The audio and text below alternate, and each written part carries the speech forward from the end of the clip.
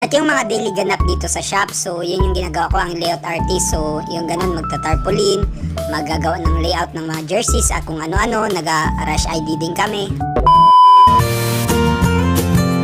一斉のせいで踏み込む5レーン僕らは何もまだ知らぬ What's up guys? This is Jeff at welcome sa Life of a Remix ang Buhay.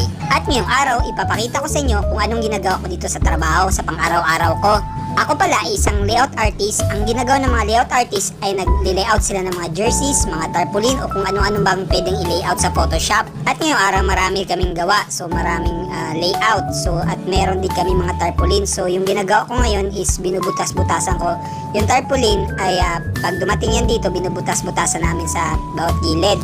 At yung mga daily ganap dito sa shop, so yun yung ginagawa ko, ang layout artist. So yung ganun, magta-tarpaulin, magagawa ng layout ng mga jerseys at kung ano-ano, naga-rush ID din kami. At yun nga pala, open pala ako for commission. Kung halimbawa magpapa-layout ka ng design mo, so PM lang sa page. Huwag ka mag-alala, bodega price lang tayo, budget meal kasi bago pa lang din ako mag-layout. Pero kahit bago ako mag-layout, syempre kailangan din quality yung bigyan natin.